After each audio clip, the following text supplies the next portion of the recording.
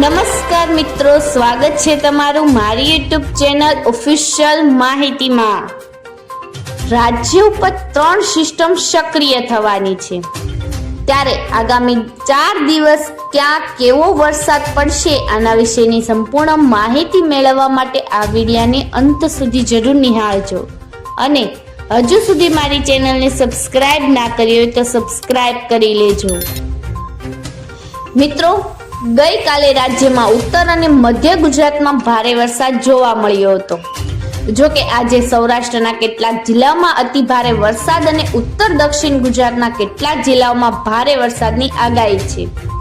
3 system સક્રિય હોવાને લીધે રાજ્યમાં વરસાદ વરસી રહ્યો છે, સાથે જ અરબ સાગરના ભાગોમાં અને ખાસ કરીને સૌરાષ્ટ્ર અને કચ્છના ભાગોમાં સાયક્લોનિક સર્ક્યુલેશન સક્રિય થયું છે।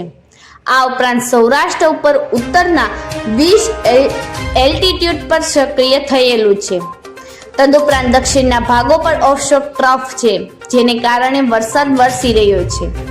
ગઈકાલે હવામાન વિભાગના વૈજ્ઞાનિકે જણાવ્યા અનુસાર કેવો વરસાદ વરસશે એના વિશે માહિતી આપી છે, જેમાં આજે બનાસકાંઠા, પાટણ, સાબરકાંઠા, વલસાડ, તાપી, દમણ અને દાદરાનગર હવેલીમાં ભારે વરસાદની આગાહી સાથે યલો એલર્ટ જાહેર કર્યું છે।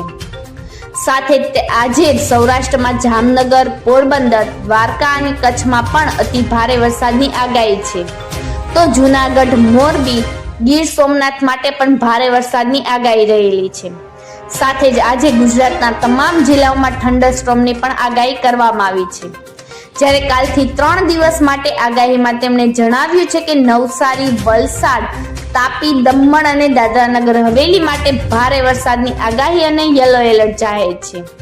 મિત્રો, સાથે સૌરાષ્ટ્ર અને કચ્છમાં 1 જૂનથી લઈને 29 જુલાઈ સુધી 256.2 મીમી વરસાદની જરૂરિયાત હોય છે, જેની સામે અત્યાર સુધીમાં 413.1 મીમી વરસાદ ખાબક્યો છે, એટલે કે જરૂરિયાત કરતાં 50% વધુ વરસાદ નોંધાયો છે। જ્યારે ખાસ કરીને ગુજરાત પ્રદેશમાં એટલે કે ઉત્તર, મધ્ય અને દક્ષિણ ગુજરાતના ભાગોમાં 29 જુલાઈ સુધી 451.5 મીમી વરસાદની જરૂરિયાત હોય છે, જેની સામે અત્યાર સુધીમાં 431.2 મીમી વરસાદ વરસ્યો છે, એટલે કે હજુ પણ જરૂરિયાત કરતાં 4% વરસાદ ઘટમાં છે। ત્યારે સમગ્ર ગુજરાત રાજ્યમાં અત્યારે સિઝનનો 18% વધુ વરસાદ નોંધાયો છે। મિત્રો, આવી જ વધુ માહિતી મેળવતી રહેવા માટે મારી ચેનલ સાથે જોડાયેલા રહેજો।